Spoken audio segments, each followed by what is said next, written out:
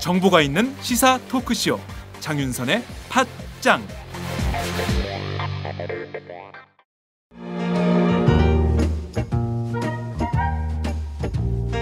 여러분은 지금 행복하신가요? 그렇다면 우리 사회도 행복할까요? 나는 그럭저럭 행복하다고 말할 수 있을 것 같은데 두 번째 질문에도 자신 있게 네라고 말할 수 있을까요? 무엇이 나뿐만 아니라 우리까지 행복하게 만들까요? 우리도 행복할 수 있을까는 오연우 오마이뉴스 대표 기자가 행복지수 1위 국가 덴마크를 심층 취재해 그들이 행복한 이유를 분석한 책입니다. 오연우 기자가 들려주는 생생한 사례와 깊이 있는 통찰. 이 책은 모두가 행복한 세상을 만들기 위해 우리가 무엇을 해야 할지를 제시해줍니다. 오마이북이 만든 책, 우리도 행복할 수 있을까?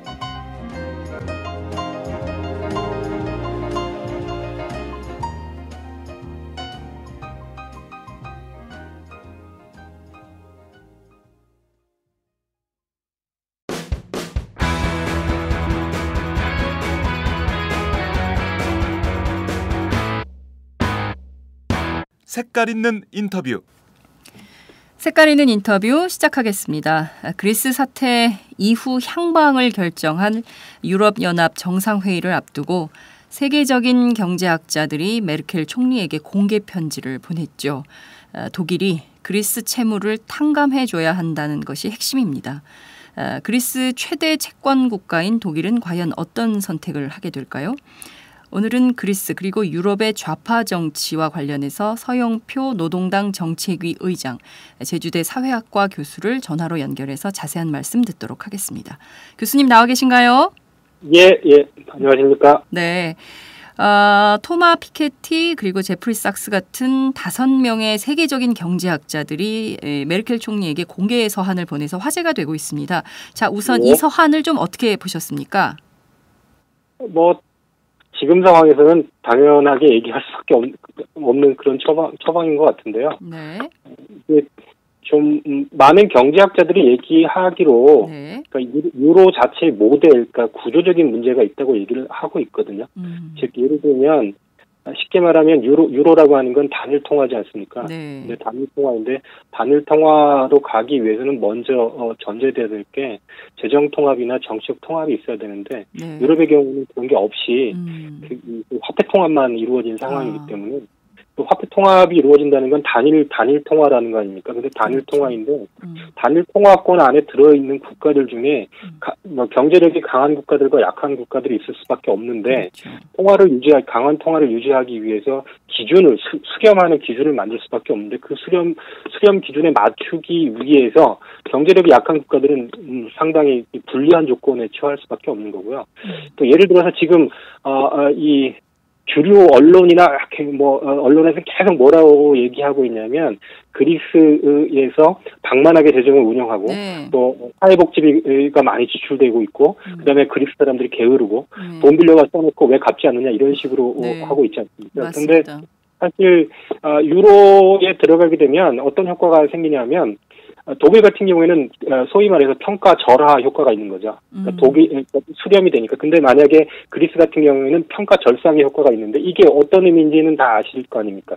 예를 들어서 1997년에 우리가 외환위기를 겪지 않았습니까? 네. 그리고 이 IMF한테 구제 금융을 받았는데 그때 당시에 상대적으로 고평가돼 있었던 이 원화가 평가절하됐고 그게 뭘로 직결되냐면 수출에 유리한 방향으로 작동을 하지 않습니까? 네네. 그런데 지금 상황에서 독일은 이 상대적으로 평가 절하되면서 제조업 중심의 굉장히 강한 의미의 이 경상수지 흑자로 돌아서게 되는데 그리스 같은 경우에도 자국의 제조업을 위해서 자본을 끌어다가 투자를 하지만 상대적으로 고평가돼 있기 때문에 경쟁력을 가질 수가 없는 거죠.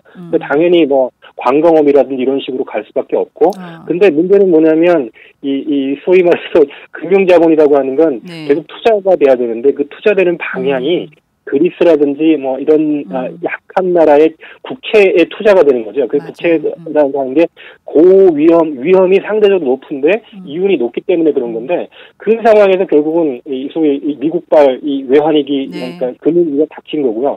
그게 한꺼번에 몰려온 건데 이거에 대해서 일방적으로 책임을 져라라고 하는 거는 좀 과도한 측면이 있고요. 그 다음에 지금까지 이런 방식의 긴축을 요구하는 거 아닙니까? 긴축을 요구하는 게 여러 나라에서 성공한 케이스가 거의 없거든요. 유일하게 성공한 케이스라고 국제자본, 금융자본이 얘기하는 케이스가 한국입니다. 그러니까요. 금목이. 그 위에는 성공한 케이스가 없어요. 그러니까 실패한 토막을 계속 강요하는 겁니다. 근데 문제는 뭐냐면 평가절하라고 하는 독립된 국가 같은 경우에는 그 금융관계에서 평가절하라고 하는 그 금융정책의 이 환율 정책이죠. 환율 정책의 도구를 가지고 있는데 그리스는 그게 박탈된 상황이거든요. 그렇잖아요. 그러면 결국은 남은 방법은 뭐냐면 내적으로 절하하는 방법인데 그게 긴축이에요. 노동 조건이 악화되고 임금을 삭감하고 그다음에 연금을 삭감하고 그다음에 국가 재정 지출을 줄이고 이런 방식으로 긴축 내핍을 강조하는 방식으로밖에 할 수밖에 없는 거죠. 그런데 그게 결국은 지난 5년 동안 그리스가 그걸 충실히 이행했음에도 불구하고 지금 나아지는 게 없거든요. 나아지는 게 없는데 여기에 대해서 협상을 다시 하자, 부채를 좀 탕감해주고 우리한테 약간의 과세 정책이라든지 이런 거 자유권을 달라고 하니까 절대 그럴 수 없다라고 하는 게 독일 중심으로 한 채권단의 입장이라는 거죠. 그러면 이 상황은 다 죽어가는 사람들한테 여태까지 치료를 해봤는데 약물을 가지고 치료했는데 듣지 않는데 환자가 더 이상 나는 힘들어서 못하겠다, 좀 시간 여유를 달라, 다른 방식을 처방은 안 되겠느냐고 얘기하는데 그럴 수 없다. 그러니까 사지로 몰아놓는 방식인 거죠. 그럼 당연히 피케티 같은 사람들이 얘기하는 건 그냥 상식 수준에서 그렇게 얘기할 수밖에 없을 것 같아요. 말씀하신 대로 지금 아주 상식적으로 그 응급실에 실려가서 죽게 생긴 사람한테 거의 네가 죽을 때 죽더라도 빚은 다 갚고 죽어라 이런 식으로 압박하고 있으니 지금 응급실에 실려온 그리스가 지금 어떤 선택도 할 수 없는 막 이런 상황으로 몰려 코너로 완전히 사람을 몰아놓고 압박하고 있는 거 아닌가라는 생각이 좀 드는데요. 자, 우선 서두에 굉장히 많은 그 지적들을 해주셨습니다. 우선 그 경제 통합이나 정치 통합, 재정 통합이나 이런 것 없이 무조건 화폐, 유로화라는 화폐 통합부터 해놓고 나니 이게 단일 통화로 해야 되니까 잘 사는 나라들은 이게 화폐의 가치가 평가절하가 되는 측면이 있지만 이 못 살았던 나라들의 경우에는 갑자기 인플레이션도 생기고 물가가 막 뛰고 이러면서 경제가 굉장히 혼란된 상황에서 계속 온 거란 말이죠. 이런 그 유럽연합 전체 내부의 이런 상황에서 오는데 한국의 조중동, 그러니까 보수 언론들은 그리스가 이렇게 망하게 된 거는 말씀하신 대로 이 나라가 굉장히 방만한 경영을 했고 과도한 복지 비용을 지출했으며 남유럽 국가 특유의 그런 근성, 게으르고 일 열심히 안 하고 관광 수입에 의존해서 살고 관공업 같은 그런 이른바 생산이 유지되는 방식으로의 어떤 그런 공장 같은 것들이 많지 않고 이러니까 이 나라 이렇게 날 수밖에 없다. 그러니까 우리도 과도한 복지 비용 지출하면 우리도 그리스처럼 된다라고 조선일보가 계속 쓰고 있거든요. 자, 우선 이 사실에 대해서 먼저 좀 정확하게 짚고 넘어가야 될 것 같은데요. 자, 우선 교수님, 그 그리스라는 나라가 이 과도한 복지 비용을 지출한 것은 맞습니까?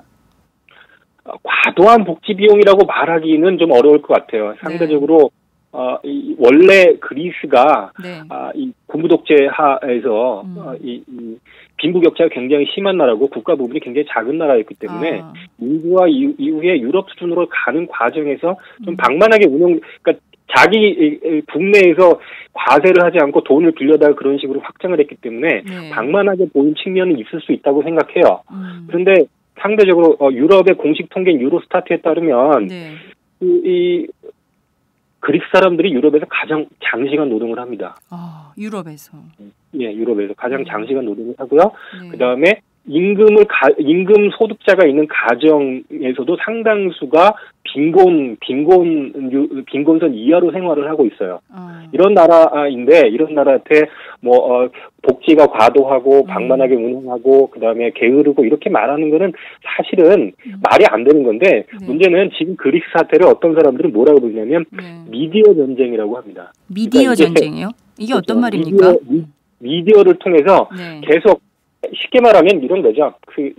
독일 같은 경우가 계속 그렇게 하는 건데, 독일이 아까 말씀드렸던 것처럼 유로존 안에서 상대적으로 상당한 이익을 얻고 있는 국가 아닙니까? 그리고 경상국이 적자를 통해서 얻은 자본을 계속 자본 수출을 하고 있는 그런 상황인데, 여기에 대해 이 얘기는 뭐냐면, 상대적으로 이 주변부에 있는 그리스나 스페인 같은 나라들과의 관계에서 상당한 이익을 얻고 있다는 거 아닙니까? 그런데 그 이익을 얻고 있는 상태에서 특히 그리스나 이런 나라들 어떻게 계속 몰아붙이냐면 지금 조중동이 하고 있는 것처럼 게으르다. 왜 빌려가고 갚지 않느냐, 도덕적이지 않다, 이런 식으로 선동을 하는 거죠. 그러니까 미디어를 통해서 계속 그런 방식으로 그것을 부각시키고 있는 건데, 실제로 지금 상태에서, 지금의 상황에서 미디어가 다뤄야 될 여러 가지 문제들이 있거든요. 아까 말씀드렸던 것처럼 유럽의 소위 화폐 통합이라든지 이런 식으로 먼저 가게 되면서, 그러니까 민주주의라고 하는 게 민주적인 통제가 안 되는 상황이지 않습니까? 그리고 아까 말씀드린 것처럼 주변 국가하고 중심 국가 사이에 아주 구조적인 불균형이라든지 이런 문제들을 건드려야 되는데, 그게 아니라 겉으로 드러난 부분에 대해서 누군가에 대해서 낙인을 찍고 뭔가 계속 게으르고 무능하다라고 하는 방식으로, 그러니까 미디어에 의해서 어떻게 보면 이미지를 계속 만들어내는 거죠. 그리고 그것이 어떻게 드러나냐면 독일 사람들의 기본적인 정서로 드러나는 거죠. 그러면 독일 사람들 같은 경우에는 그러니까 쉽게 말하면 이런 거예요. 이게 정태인 선생님도 그런 식으로 분석을 하셨던데, 이게 그렇지 않습니까? 이게 하나의 단일 통화권 안에 있을 때 문제가 생기면 그것이 정치 통합이 이루어지고 있으면 재정 이전이 가능하거든요. 예를 들어서 제주도에서 문제가 생겼다 그러면 중앙 정부가 재정 지원을 해줄 수 있는 거 아닙니까? 그렇죠. 그런데 유럽은 그게 원천적으로 불가능하거든요. 네, 남의 나라죠. 왜냐하면 화폐 통합에 있어 유럽 중앙은행이 강한 통화를 유지하기 위해서 인플레이션을 잡고 이런 건 굉장히 집착을 하지만 실제로 문제가 생겼을 때 그것을 조치를 취하는 통로가 없어요.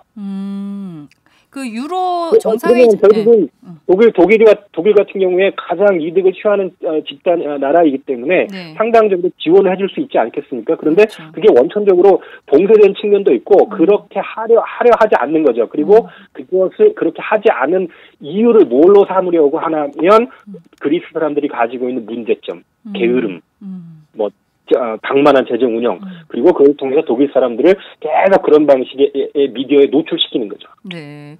그러니까 어떻게 보면은 유럽 연합이 하나의 어떤 공동체, 하나의 국가, 유럽이 하나의 국가가 됐다라고 했지만 큰 틀에서 따지자면 독일이나 프랑스는 1등 국민, 1등 시민이고 그리스는 2등 국민, 2등, 3등 시민 이런 취급을 받는 거다 이렇게 볼 수도 있겠네요. 그러니까 너네는 굉장히 게으르고 가난하고 돈 꿔갔으면 제때 갚아야 되는데 갚지도 못하면서 계속 꿔가기만 하려고 그러고 이 무능한 인간들아 이런 식으로 이제 그리스 국민들을 비하하는 이런 패턴이 그 유럽에 있는 미디어들을 통해 세계 미디어가 계속 그렇게 되풀이 반복하고 있다 이런 건데요.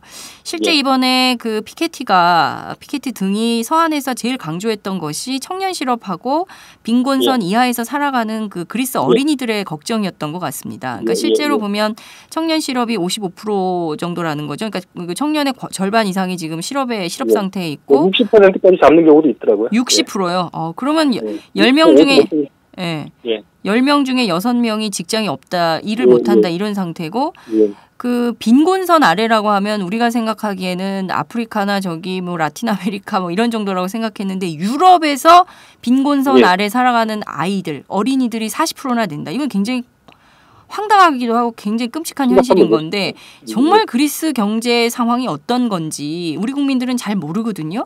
구체적으로 좀 어떤 상황인지 설명을 좀 해주실 수 있을까요?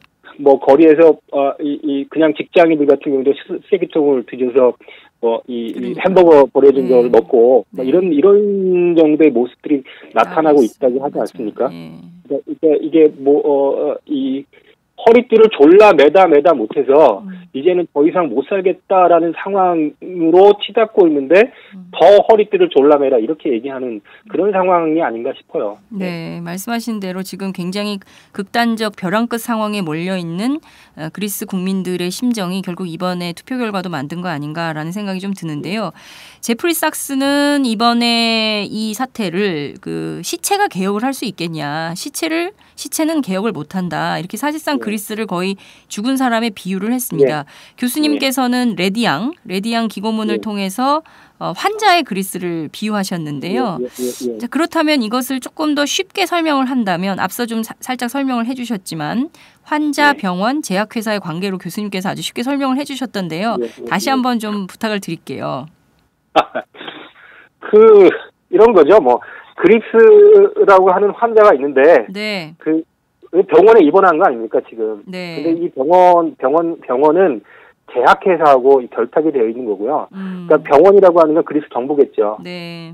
그렇죠? 그리고 소위 트로이카라고 하는 IMF나 유럽집행위원회가 유럽중앙위원회는 제약회사인데 이 사람들이 만들어낸 약이 부작용이 심각해서 투여하면 병이 더 악화될 수밖에 없다는 걸 병원과 제약회사가 알고 있지만 이윤을 계속 내기 위해서는 계속 그 약을 투약할 수밖에 없는 거죠. 지금 그런 상황인데 일부 양심적인 의사가 이건 더 이상은 안 되겠다. 이러다가는 환자 줄이겠다라고 얘기를 한 거죠. 제가 볼 때는 그게 시리자 같은 그러니까 어떻게 보면 이 지금의 그 긴축에 대해 반대하는 어떤 정치 세력이 그렇게 얘기한 거죠. 그런데 지금의 상황은 뭐냐면 그 양심적인 의사들을 세상 물정 모르고 실제로는 능력도 없는 사람들이라고 몰아가면서 병원에서 내쫓으려고 하는 겁니다. 지금 그런 상황이라고 보여지는데 아까 말씀드렸던 것처럼 지금 이 상황은 제약회사나 뭐 어떤 병원의 구조, 즉 약품을 생산해서 어떤 그 이윤만을 취득하려고 하는 이 구조 자체가 문제인데 이 문제는 건드리지 않고 있는 거죠. 그래서 어떻게 보면 지금 그리스 사람들은 어떻게 보면 치료 거부는 아니에요. 치료 거부는 아닌데 다른 치료 방법, 다른 처방을 해달라고 요구하는 거예요. 그러면 다른 처방을 하기 위해서는 최소한 지금 시간이 필요한 거잖아요. 약물을 하나의 처방을 하다가 다른 처방으로 넘어가려면 약간의 시간이 필요한 건데 그 시간을 달라고 하는 거라고 보여지거든요. 그런데 그것마저도 지금 거부하고 있는 거죠. 그렇군요.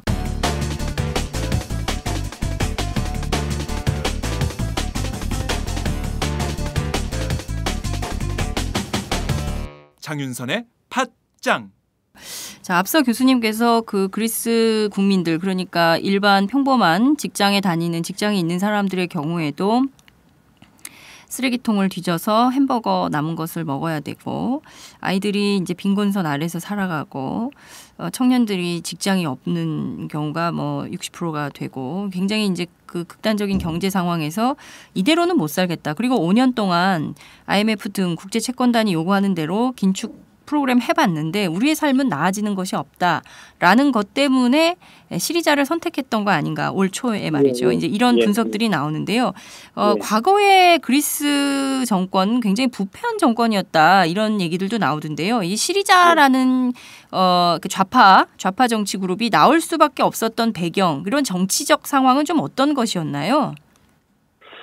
실제로 시리자 유형의 그 일종의 정당 연합이죠. 좌파 연합인데 유럽에 이런 좌파 연합은 상당히 많습니다. 근데 이게 어떤 상태냐면 보통 우리가 구좌파라고 얘기하는 집단들이 있는데 그 구좌파의 가장 강력한 집단은 사회민주주의를 표방하는 사회당이나 사회민주당 또는 영국 같은 경우 노동당 이런 정당들이죠. 그런데 이런 정당들이 80년대 후반 90년대 초에 소위 중도 좌파적인 입장에서 신자유주의라고 하는 즉 신자유주의적인 개혁, 시장 중심의 개혁을 어쩔 수 없다, 현실이다라는 방식으로 수용을 하게 됩니다. 수용을 하게 되고 그 말에 그런 즈음에 소위 이 좌파 연합을 시도해서 그 사회민주당이나 사회민주주의 중심의 좌파 연합이 있죠. 예를 들면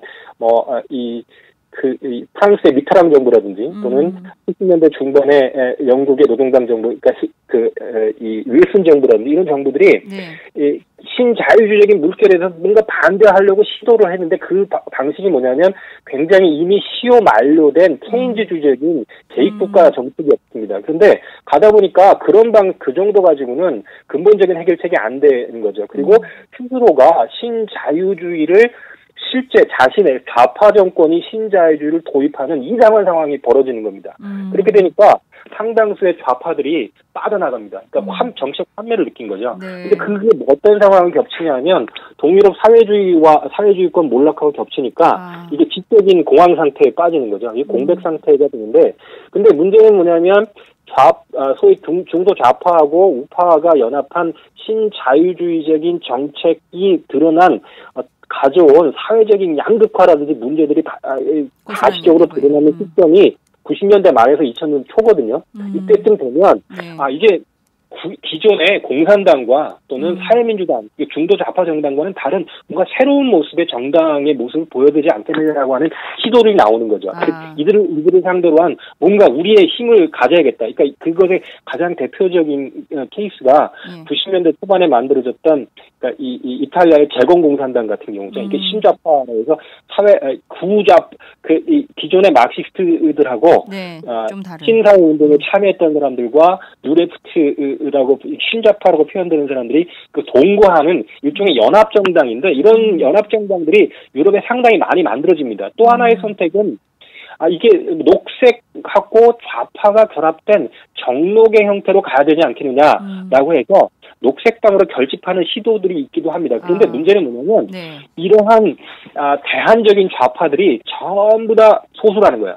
그러니까 이거는 제도적인 장벽을 넘어가지 못하고 계속 미끄러지는 겁니다. 아주 소수의 분파를 형성한다든지 아니면 정책 부담이 없는 유럽의 수준에서는 상당한 분파를 형성하지만 각 국가 안에서는 실제로 정치적인 발언권을 얻지 못하는 상황이었는데 지금 그리스와 같은 긴급한 어떻게 보면 더 이상 갈 데가 없는 벼랑 끝 상황이 이러한 시리자 같은 급진 좌파 연합에게 뭔가 힘을 실어줄 수 있는 의도하지 않은 상황을 연출한 거죠. 네, 그러니까 지금까지는 이제 구좌파들이 이제 사실 유럽 정치의 주류 집단이었다면 이 구좌파들이 갖고 있었던 그 집단의 벽을 좀 넘지 못하다가 최근에 도저히 살 수 없다 이런 경제적 악조건, 그리고 이 유로화만 그러니까 화폐 통합만 해놓고 경제 통합이나 정치 통합은 없는 이 상태에서 2등 시민, 3등 시민 취급을 받는 나라들의 경우에는 좀 새로운 정치,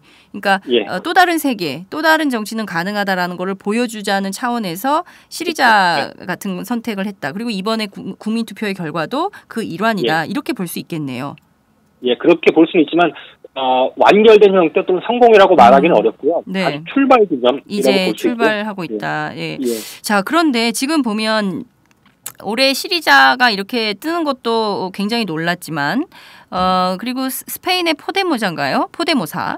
여기도 지금 지금 스페인이 11월 총선이잖아요. 이때 또 여기가 그 정권을 여기도 똑같이 좌파 연합 같은 신좌파 연합 이런 건가요? 그런 성격이죠. 그러니까 그리스의 시리자나 스페인의 포데모사가 비슷한 성격의, 그러니까 연합체적인 네트워크 형태의 정당이다 이렇게 볼 수 있다는 거죠. 이 장석준 전 노동당 부대표의 분석에 따르면 지금 관건은 그리스보다는 스페인이다 이렇게 얘기를 하더라고요. 그 말도 상당히 일리가 있는 것 같아요. 그러니까 지금 보면 11월에 총선이 있지만 이미 이 지방선거에서 바르셀로나하고 직접 자기가 그러니까 연합을 통해서 바르셀로나하고 마드리드가 이 스페인에서 가장 중심적인 두 개의 도시 아닙니까? 근데 거기에서 시장을 당선시켰거든요.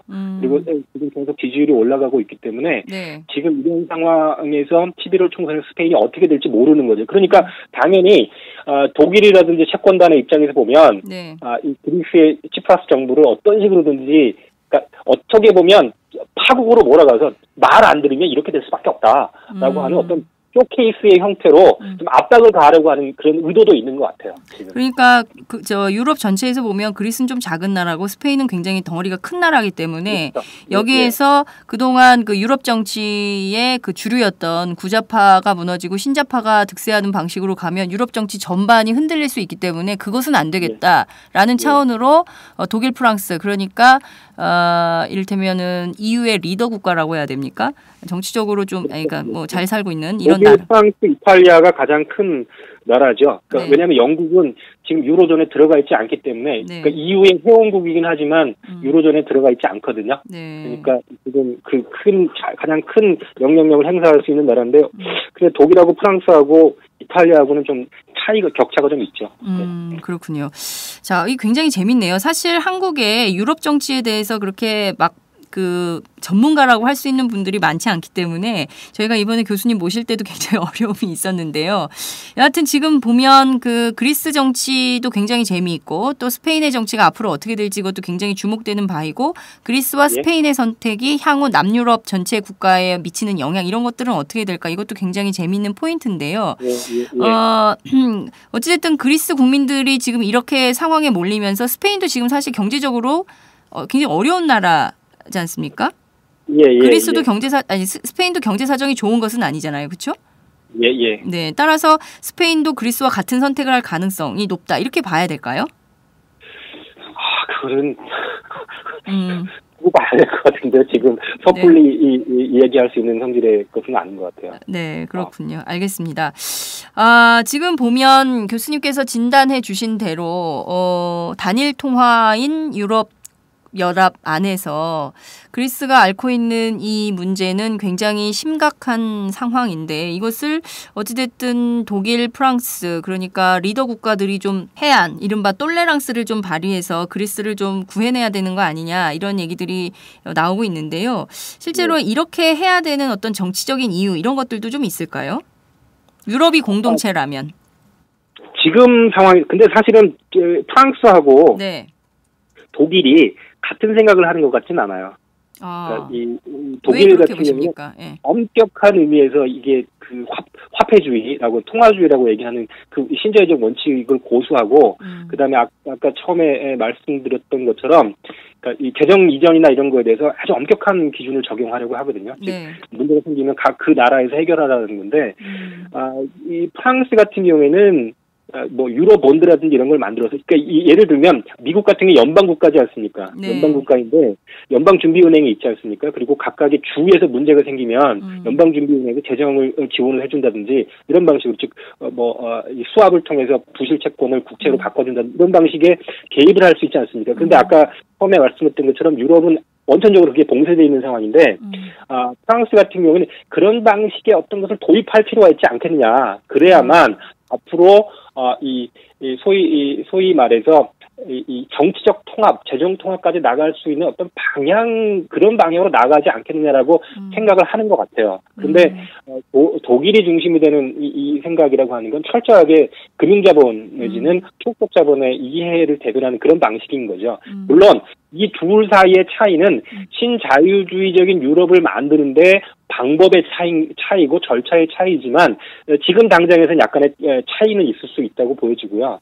근데 다른 한편에서는 어떤 이야기가 있냐면 결국은 사회적 유럽이라는 거죠. 원래 이념적으로 보통 그렇게 얘기하지 않습니까? 칸트의 영구평화론에서 나오는 것처럼 유럽을 하나의 연방국가로 만들고 그 연방의 이념이라고 하는 건 결국 민주주의하고 인권과 정의 뭐 이런 건데 실제로 지금 상황에서 유럽이라고 하는 건 금융자본의 이윤의 논리로 가고 있기 때문에 밑으로부터 사회운동이 끊임없이 특히 좌파가 제기하고 있는 건 유럽 통합은 중요하다. 그런데 유럽 통합이 지금과 같은 방식은 아니라 유럽이 가지고 있는 이념이 있고 그 이념에 증거한 사회적 유럽 통합이라고 방향으로 가야 되지 않습니다라는 압박이 계속 있는 거죠. 이게 서로 다른 비전이 지금 경쟁을 하고 있는데 거기 중에 가장 강력한 힘을 가지고 있는 게 결국은 아까 말씀드렸던 것처럼 이 소위 초국적 금융자본이 지배하는 방식의 어떤 그런 이 이 화폐 통합 중심의 유럽 이런 식의 지금은 가장 강력한 힘을 얻고 있고요. 그러니까 결국 그게 뭘로 드러나냐면 독일의 강한 경제력 그리고 그렇기 때문에 독일의 영향력으로 드러나고 있는 거죠. 그렇군요. 말씀하신 대로 지금 유럽 사회 내부에서는 좌파들의 사회 운동 그러니까 유럽의 이념과 가치를 지켜내는 사회적인 유럽 통합이 정말 중요하다. 그러니까 화폐만 통합할 것이 아니라 경제 통합, 정치 통합으로 나가려면, 그러니까 이를테면은 그 사회적인 컨센서스가 서로 이게 융합이 되어야만 이렇게 그 정치 통합이나 경제 통합으로 진정한 의미로 나아갈 수 있는 거 아니냐. 그러니까 민주주의와 인권 정의에 기반한 유럽 연방 국가로 정말 가려면 사회 통합이 굉장히 더 중요하다 이런 얘기를 하고 있다는 건데요. 실제로 가디언이나 이런 데서 진단이 나오는 걸 보면 이번에 메르켈의 궁극적인 목표는 사실상 시리자 그러니까 치프라스 정권을 붕괴시키는 게 목표다. 뭐 이런 얘기들도 나오던데요. 이런 것은 좀 어떻게 봐야 될까요? 저는 그렇게 보여져요. 아까 말씀드렸듯이 이 여파가 다른 곳으로 번지면 안 되거든요. 그리고 엄격한 이 독일의 입장에서 보면 부채 탕감도 받아들일 수가 없어요. 왜냐하면 선례를 남기는 거거든요. 장덕현 전 노동당 그 부대표가 잘 정리를 했던데 메르켈과 이 독일의 강경파들이 보기에 유로존을 유지하기 위해서 유로존 안에서 부채 위기가 생겼는데 부채를 탕감해주는 선례를 남기는 건 굉장히 위험하다는 거죠. 그 사람들 입장에서 보면. 그러니까 결국은 그건 해줄 수 없는, 받아들일 수 없는 거예요. 그래서 뭐까지 고려할 수 있냐면 그렉시트라고 그러죠. 그러니까 그리스가 엑시트하는 그렉시트를 허용하되 약간 협상하는, 그러니까 그렉시트를 한다면 부채를 탕감해 줄 수 있다. 이런 식으로 나올 수 있다는 게 장덕준 선생의 어떤 분석이기도 해요. 그러니까 이게 뭐냐면 유로존을 자신들이 생각하고 있는 그 방식으로 유지하는 게 첫 번째 목적인 거죠. 그러니까 독일의 생각대로 그러니까 그 국제금융자본의 초국적 금융자본의 뜻과 의지대로 유로존의 어떤 지배질서는 유지를 하고 그 구조는 유지를 하되 이 구조를 탈퇴하는 조건으로 그리스가 원하는 부채 탕감은 해줄 수 있을 것이다. 그러니까 뭐 전체도 아니고 하나의 일부 가능성. 가능성이라고 보여지는 거죠. 그래서 그런 식으로 차단을 하려고 하는 거죠. 그렇군요. 그런데 지금 국민들은 뭐 시리자를 굉장히 응원하지만 현재 그리스 내부에도 극우 정치 세력들이 굉장히 있고 이 극우 정치 세력들의 힘도 굉장히 크다는 크다는 분석들도 나오고 있습니다. 황금 새벽당이라고 이상한 이름이 있는데. 무슨 당이요? 황금 새벽당이라는. 극우들은 한국이나 유럽이나 이름이 특이한 건 마찬가지군요. 일본도 굉장히 특이하지 않습니까? 전 세계 극우는 다 통하는군요. 황금 새벽당. 황금, 골든. 무슨 뜻입니까? 이게 황금 새벽이라는 게 뭡니까? 잘 모르겠어요, 저도. 제가 황금 박쥐는 들어봤지만 황금 새벽은 또 처음 들어봐가지고. 황금 새벽당, 이런 극우파 정치 세력이 국민들의 응원을 굉장히 많이 지지받고 있습니까? 지금 그리스 상황에서 극우파들이 지지를, 일정 정도의 지분을 확보하고 지지를 얻는 건 그리스만의 상황은 아니에요. 예를 들면, 영국도 마찬가지고요. 그다음에 뭐 유럽에 있는 많은 나라들이 한 10년 전에는 르팽이라고 하는 이 극우 정치인이 프랑스에서 대통령 선거에서 2등을 해가지고 파란이 일어났던 적이 있지 않습니까? 이게 뭐냐면 사회적 불만이 쌓이고 있다는 거거든요. 사회적 불만은 빈부격차라든지 막 이런 경제적 악화에 의해서 사회적 불만이 쌓이고 있는데 그 사회적 불만이 정치적으로 표출될 수 있는 통로가 막혀버리는 거예요. 그러니까 좌파적인 이 정치 세력이 우경화되면서 똑같아지는 거죠. 그러니까 좌우파가 중도 좌파가 오른쪽으로 옮겨가면서 이 소위 중도 좌파가 공백 상태가 되는 거고, 그 다음에 좌파, 그것과는 다른 좀 더 왼쪽에 있는 좌파들은 정치적 발언권을 얻지 못하기 때문에 실제로 불만이 표출돼서 공간이 만들어지지 못해요. 그럼 그 공간이 만들어지지 못한 상황을 비집고 들어가는 게 뭐냐면 소위 극우파적인 거죠. 그러니까 극우파적인 방식으로 지금 우리가 이렇게 못 사는 건 뭐냐 하면 저 외국인들 때문이야. 저 사람들이 와가지고 우리 일자리 뺐기 때문이야. 라고 하는 굉장히 인종주의적이고 또는 외국인 혐오적인 방식의 선동을 하는 거죠. 그러면 거기에 대해서 넘어가는 사람들이 생길 수밖에 없거든요. 그러면 이게 뭐냐면 제가 볼 때 유럽에서 그리스도 마찬가지고 구급파가 정권을 장악하거나 이런 상황은 벌어지지 않을 거예요. 그 정도는 아니라고 저는 생각하는데 문제는 뭐냐면 이런 방식으로 사람들이 가지고 있는 경제적이고 정치적인 불만이 표출되는 통로를 찾지 못한 상태에서 적대적이고 원한 내지는 똑같이 같이 착취받고 있는 다른 더 약한 집단에 대한 어떤 공격성 이런 방식으로 이게 소진되게 만드는 거죠. 소진되게 만들어서 그 에너지가 정치적으로 표출되는 것을 사전에 방지하는 효과는 있다는 거예요. 그걸 의도한 건 아니지만 결국은 그런 식으로 드러날 수밖에 없다는 거죠.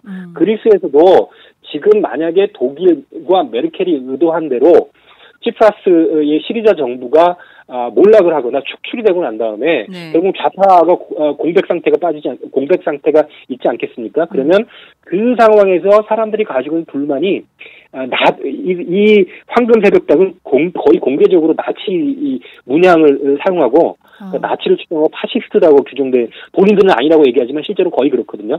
자, 이런 사람들한테 뭔가 이렇게 뭐랄까 사람들의 불만이나 이런 것들이 표출되기 시작하면 결국은 그리스가 지금 가지고 있는 그리스 사람들이 가지고 있는 저항이나 이런 것들이 다 분산되고 소진돼 버리는 상황이 연출될 수도 있겠죠. 그렇군요. 굉장히 경제적으로뿐만 아니라 정치적으로도 굉장히 위중한 상황이다 이렇게 볼 수 있겠네요. 그죠? 이미 많은 전문가들이 2007년, 2008년을 거치면서 네. 신자유주의적인 시스템 자체가 위기에 봉착한 게 아니냐라고 하는 그런 진단들을 많이 내왔었거든요. 그러니까요. 사실 토마 피케티 주목을 받는 것도 사실은 새로운 대안적 자본주의의 모델이 뭐냐 이것을 사실 신자유주의는 끝났고 새로운 대안적 자본주의의 모델을 연구하는 과정에서 이분도 이제 각광받고 있는 게 아닌가 싶은 생각이 좀 드는데요. 자, 그리스 내부는 좀 이런 것 같습니다. 어찌됐든 현재까지는 시리자가 주도하고 있고 치프라스가 국제채권단과 협상을 통해서 어찌됐든 그리스 국민들이 원하는 방향대로 협상을 이끌어 가려고 하고 있고 구구가 준동은 하고 있으나 황금새벽당이 이렇게 정치 자체를 좌우할 정도의 그런 수준은 아니다. 이런 정도로 진단할 수 있을 것 같은데요. 자, 그리스는 이렇고 자, 그럼 독일로 한번 가보겠습니다. 메르켈이 굉장히 어떻게 보면은 이제 칼자루를 쥐고 있는 이런 상황으로도 이제 분석을 할 수 있을 것 같은데요. 근데 독일 내부의 여론은 어떻습니까? 슈피겔이 진단한 바로는 메르켈이 어떻게 보면은 메르켈 자체가 그리스를 붕괴하게 둔 이유에 사실상 무덤 파는 사람으로 비치는 것을 우려해서 지금 굉장히 우왕좌왕하고 있다 이렇게 분석을 했던데요. 실제 그리스의 이런 사태에 대해서 독일 내부의 여론은 좀 어떤 건지 궁금하네요. 지금 상황으로 보면 아까 제가 우리가 나눴던 얘기 중에 미디어 전쟁을 얘기하지 않았습니까? 그러니까 독일 사람들의 전반적인 정서는 이런 거죠.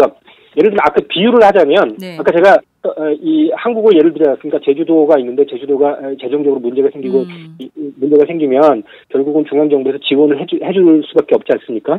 근데 그 이유는 뭐냐면 이 경상도라든지 전라도라든지 경기도 충청도에 있는 사람들이 제주도도 한국이다라는 걸 인정하기 때문이에요. 근데 같은 한국 사람이니까 한국의 지역에서 경제적 문제가 생기면 세금을 걷어서 과세권을 중앙정부가 가지고 있으니까 세금을 걷어서 제주도를 지원해주는 것을 크게 문제 삼지 않지 않습니까?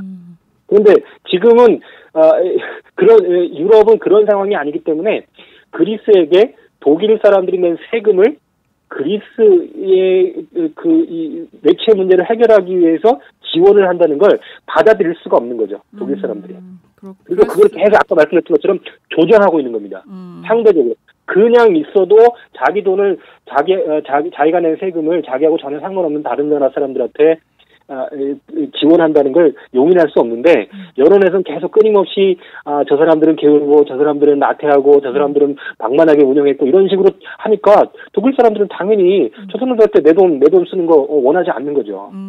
실제로 하나의 나라 안에서도 그렇지 않습니까? 좀 잘 사는 지역에서 못 사는 지역에 지원하면 그거 기분 나빠하는데. 그러니까 우리도 이제 강남북 그런 거 있지 않습니까? 이제 세금 걷어서 강남의 세금을 강북에 쓰는 것에 대해서 반대해서 끝내 지금까지도 안 되고 있는 거 아닙니까? 근데 최근에 지금 이 사태를 겪으면서 일부 이제 그동안 숨지고 있었던 이 독일의 이제 소위 비판 세력이겠죠. 비판 세력이 그리스를 지지하는 시위를 하기도 한답니다. 근데 제가 볼 때는 그렇게 큰 힘을 갖지는 못한 거라고 생각이 되는데, 그러니까 문제는 그런 방식의 어떤 비판의 힘이 지금 시리자 정권이 어느 정도 성공을 하고 그게 스페인으로 옮겨가고 그게 그 스페인과 그리스를 중심으로 해서 소위 이 긴축에 반대하는 일종의 유럽의 사회운동의 동맹 내지는 이런 것들이 생기게 되면 실제로 지금의 기득권 세력들한테는 굉장히 껄끄러운 상황이 연출될 수 있다는 거죠. 그렇겠네요.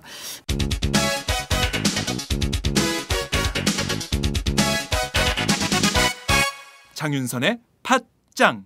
말씀하신 대로 지금 보면 그 GDP 대비해서 공공부채가 유로존 평균이 91.86% 이 정도 되는 걸로 알고 있는데 그 이상인 이탈리아가 132.11%고요. 네. 포르투갈이 130.18%고 스페인이 97.67% 뭐 이렇게 되기 때문에 말씀하신 대로 우리도 줄여달라 뭐 이렇게 할 가능성이 높아서 그 점에 대해서 독일이 좀 껄끄러워하는 그건 못 받아들이겠다 이렇게 할 가능성이 있는 거 아닌가라는 생각이 좀 들면서요. 말씀하신 대로 이 사회운동 동맹이 생길 가능성도 있을 것 같습니다. 그리스, 스페인 그리고 이제 포르투갈이 올 9월인가요? 10월인가요? 총선이 또 예정이 돼 있다고 들었는데요. 이렇게 되면 전반적으로 유럽이 좀 그 이른바 얘기하는 그 긴축, 국제 채권단의 긴축에 반대하는 어떤 하나의 띠를 형성하면서 독일 국제채권단에 대항하는 방식의 긴축 반대 운동을 본격화하는 뭐 유로존의 긴축 프로그램에 우리는 반대한다. 뭐 이렇게 한 목소리로 주장할 가능성 이런 것들은 좀 있다고 보십니까? 저는 있다고 보여지고요. 근데 좀 다른 점은 보통 사회운동이든 아니면 뭐든 간에 그러니까 중심부에 있는 나라들이 주도하는 게 보통이지 않습니까? 근데 지금은 그리스나 스페인처럼 유럽의 변방 지역에서 뭔가 목소리를 내기 시작하고 그게 소위 프랑스 또는 이탈리아, 독일 안으로 뭔가 이렇게 흘러 들어가서 자극을 주는 방식으로 되고 있다는 게 저는 좀 다른 양상이라고 보여지고요. 그래서 그런 상황에서 지금 그 주변에 지금 위기에 봉착해 있는 나라들의 반긴축 동맹보다는 이것을 기반으로 해서 소위 중심에 있는 독일이나 프랑스나 영국이나 이런 나라들에서의 어떤 지금 신자유주의적인 방식의 유로존에 반대하는 목소리들이 함께 이렇게 연대하는 흐름들이 생길지도 모르겠다는 제가 바람이 좀 더 강하게 들어가는 거긴 한데 그럴 가능성도 있다고 저는 봅니다.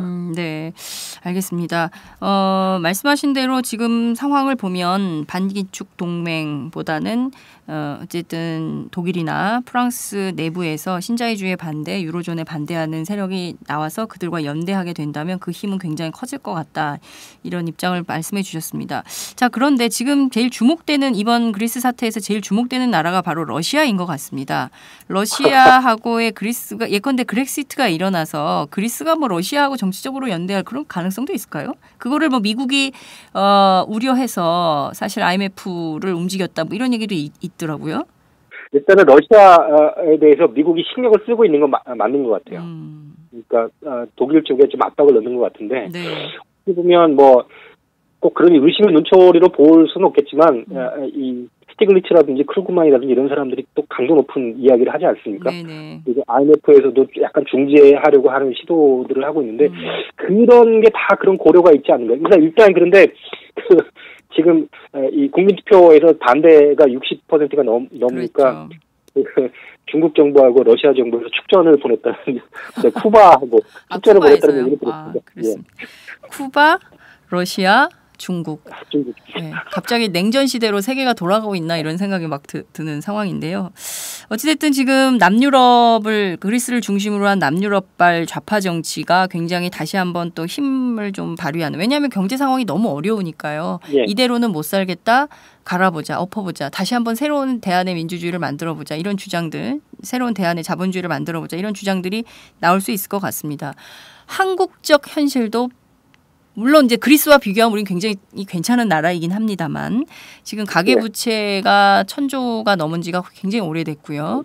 저것이 언젠가는 터질 것이라는 위기의 징후들이 계속 발생을 하고 있는 상황인데 한국의 진보 정치, 좌파 정치는 그리스의 시리자나 스페인의 포데모사 같은 역할을 못하고 있는 것은 아닌가 이런 생각이 좀 드는데요. 자, 오늘 노동당 정책위 의장으로서 이 점은 좀 지금은 아닙니다. 피해 가시는군요. 이 점은 좀 어떻게 봐야 될까요? 한국의 그 진보 정치, 좌파 정치가 굉장히 힘이 많이 빠졌습니다. 뭐 이게 짧게 뭐 얘기할 수 있는 성질의 것은 아니나 아닌 것 같은데요. 네. 그 소위 일단 좌파 정당의 뿌리가 굉장히 약했고요. 네. 그리고 소위 사회운동 내지는 이 반독재 투쟁으로부터 많이 이 좌파의 그 운동으로부터 그러니까 진보정당 운동으로 넘어 들어왔는데 네. 제가 볼 때는 그 자기들이 가져야 되는 좌파적인 정당으로서 정체성이나 이런 것들을 확실하게 정립하지 못한 상태에서 기존 정치권이 가지고 있는 모습들 그냥 너무 빨리 배워버린 게 아닌가라는 생각이 들기도 하고요. 그러니까 실제로 기존의 노동운동을 중심으로 한 어떤 이 좌파 정당의 모델이 아니라 실제로 표방했던 것은 다양한 사회운동에 기반한 이 좌파 정당을 생각했던 것 같아요. 한국의 진보 정당들이. 그런데 실제로 결과한 거는 뭐냐면 몇몇 명망가들을 중심으로 하는 그런 정당이 되거나 아니면 특히 2004년이었나요? 총선에서 그 민주노동당이 10석을 얻지 않습니까? 그랬죠. 그렇죠? 근데 그게 사실은 자신이 준비가 돼 있고 실력이 갖추어지지 않는 상태에서 조건에 의해서 만들어진 거였는데 이게 볼 때는 제가 생각할 때는 진보정당 하는 사람들한테 착시 효과를 준 것 같아요. 이게 우리가 상당한 정도의 지지 기반을 얻고 있구나. 그러면서 실제로 마치 기존의 정당, 그때 나온 말이면 정책정당이거든요. 네네. 정책정당은 중요하긴 하지만 정책정당이 아니라 사회적 뿌리를 내릴 수 있는 정당으로 가야 되는데 마치 정책을 만들어서 기존의 당시에는 신한국당과 민주당하고 경쟁할 수 있을 것처럼 착각을 했던 것 같아요. 그러니까 결국은 상황이 바뀌게 되고 그다음에 정당 안에서 서로 막 이렇게 소위 좌파 정당의 가장 특징적인 것 중에 하나가 서로 이념적인 투쟁을 벌이지 않습니까? 그 이념적인 투쟁이나 이런 거에 소진되는 상태에서 그 지지라고 하는 게 사회적 뿌리가 있는 게 아니라 순식간에 사라져버릴 수밖에 없다라는 걸 알지 못한 거죠. 저는 이 시점에서 지금 약간 유럽 같은 경우에도 지금 우려되는 게 뭐냐면 굵직한 사안이지 않습니까? 네. 이게 그 부채라고 하는 이런 네. 어떤 인축이라고 하는 문제를 가지고 좌파가 묶이긴 하지만 이게 단순히 여기에서 머물러서는 안 되거든요.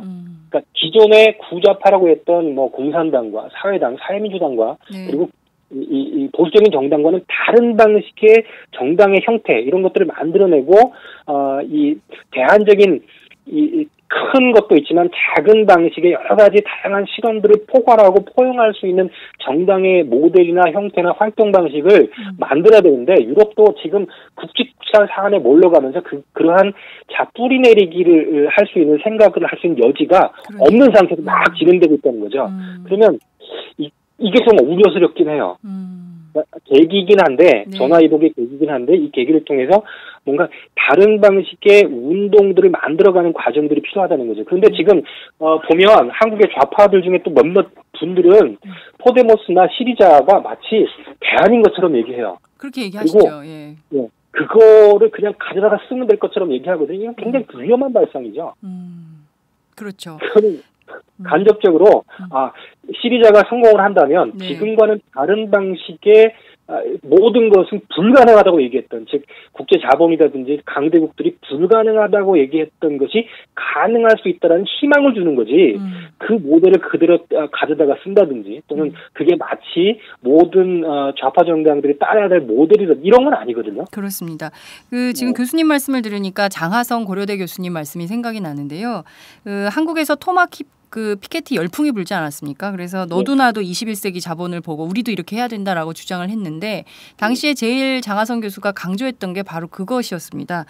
유럽의 자본주의 모델을 한국에 그대로 이식할 수 있는 게 아니다. 제일 중요한 것은 한국적 자본주의, 새로운 자본주의 모델을 만들어내는 것이다라고 주장을 하셨었는데 말씀하신 대로 정치도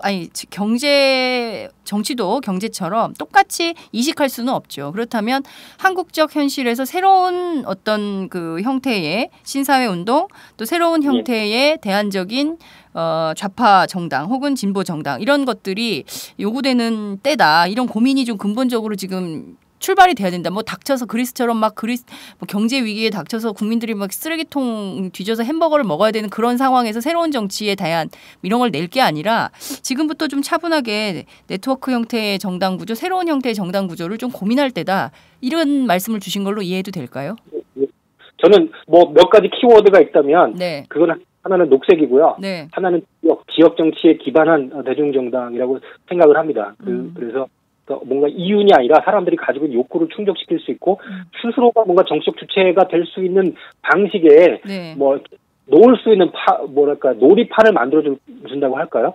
그리고 그 놀이판에 놀면서 스스로를 훈련하고 스스로를 어떤 역량 있는 정책 주체로 만들어낼 수 있는 그런 방식의 발상의 전환이 필요한 거지. 내가 좌파 정당이고 진보 정당이니까 저들과 상대해서 당신들을 대변해 주겠습니다라고 말하는 방식은 굉장히 나쁜 정치적 라는 거죠. 무슨 말씀이신지 알 것 같습니다. 내가 좌파다, 내가 진보다 이렇게 자임할 것이 아니라 무엇이 좌파이고 무엇이 진보인지, 어떤 것이 진보적 노선이고 좌파적 가치인지 이념인지에 대해서 분명하게 좀 규정하고, 그런 걸로 볼 때 교수님은 녹색의 가치, 녹색의 이념 뭐 이런 것에 기반해서 새로운 형태의 놀이판을 만들어주고 거기서 국민들이 정치를 함께 고민하면서 새로운 대안적 인물 이런 것들도 발굴해내고 지도자도 발굴해내고 뭐 이런 방식의 새로운 정치를 좀 가능하게 문을 열어야 되겠다, 이런 말씀으로 이해하겠습니다. 예를 들면 복지를 얘기할 때 네. 세금을 얼만큼 걷어서 우리가 얼만큼의 복지를 해주겠습니다라는 얘기가 아니라요. 복지라고 하는 것을 통해서 실제로 일방적으로 국가나 정부가 해주는 게 아니라 사람들을 그 복지 정책을 통해서, 국가 복지가 아니라 복지국가 아니라 그 복지 정책을 통해서 각각의 사람들을 정치에 눈뜨게 하고 정부를 감시하게 하고, 그다음에 사적인 이익만을 추구하는 기업을 스스로가 나서서 통제하게 하고 감시하게 하는 그런 힘들을 길러줄 수 있는 여러 가지 통로를 마련해 주는 게 진보 정치라는 거죠. 네, 교수님 어떤 건지 확실히 이해가 됐습니다. 이를테면 견제와 균형, 감시, 이런 통제, 이런 것들이, 공적 통제 이런 것들이 가능할 수 있는 정치 시스템, 제도화 이런데 이제 보다 더 노력이 필요하겠다, 이런 말씀으로도 듣겠습니다. 오늘 50분간 말씀 잘 들었습니다. 교수님 끝으로 한 말씀 부탁드릴게요. 지금의 상황이 얼마나 엄중한지, 그리고 지금 상황이 가지고 있는 의미가 무엇인지에 대해서 우리가 생각할 수 있는 기회를 가지면 그것은 충분하다고 생각을 하고요. 그리고 이제 좀 엉뚱한 얘기일 수 있는데, 유럽의 차원에서 이게 유럽 차원에서의 사회운동 내지는 사회적 유럽을 꿈꾸는 사람들이 있지 않습니까? 그러면 저희도 이제 한국의 좌파 내지는 한국의 사회운동이 한국이라고 하는 좁은 공간을 넘어서서 아시아적인 차원에서의 비전 같은 게 좀 가져야 되지 않을까, 이런 생각을 해요. 네. 최소한 동아시아의 사회운동의 연대, 또 생태적인 문제라든지, 또는 아시아에서 공통적인 문제 중에 하나가 뭐냐면 세습의 문제거든요. 정치 권력의 세습, 경제 권력의 세습, 부의 세습, 이런 것이 굉장히 심각한데, 이런 것들을 쟁점으로 해서 그리고 민주주의가, 사람들이 민주화됐는데 민주주의에 대해서 실증을 느끼거든요. 민주주의 해봤더니 피곤하다, 그리고 더 못 살게 됐다, 뭐 이런 방식의 반응들을 하는데, 민주주의의 퇴행과 세습과 생태적 위기에 대한 어떤 그런 쟁점을 가지고 아시아적인 사회운동의 연대, 이런 것들을 좀 꿈꿀 단계가 되지 않았느냐. 그러니까 그 유럽에 있는 것을 보면서 막 부러워할 게 아니라 우리도 우리의 주제를 가지고 아시아에서의 연대, 이런 것들을 좀 생각할 수 있는 뭔가 또 다른 계기로 삼으면 어떨까, 이런 엉뚱한 생각을 한번 해봅니다. 네. 교수님, 한국 정치가 유신으로 돌아가고 있습니다. 정말 깝깝한 상황인데요. 하여튼 교수님께서 너무 겸손하셔서 잘 모른다고 말씀하셨지만, 그래도 많은 학습과 연구를 통해서 오늘 그리스 상황 전반에 대해서 짚어주셨다고 생각하고요. 정말 오늘 말씀 잘 들었습니다. 감사합니다. 네, 감사합니다. 네, 지금까지 서영표 제주대 교수님과 함께했습니다.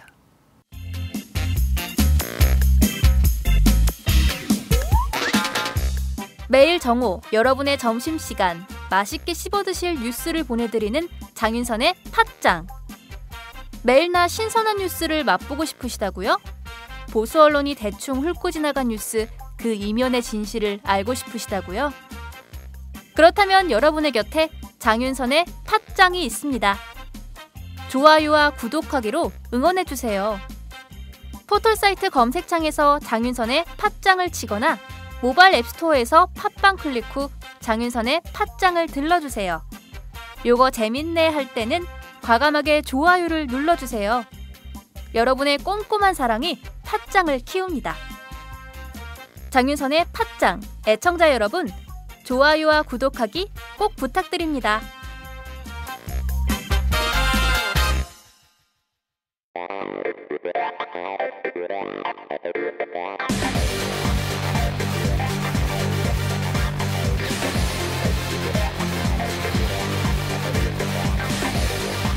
정보가 있는 시사 토크쇼 장윤선의 팟짱.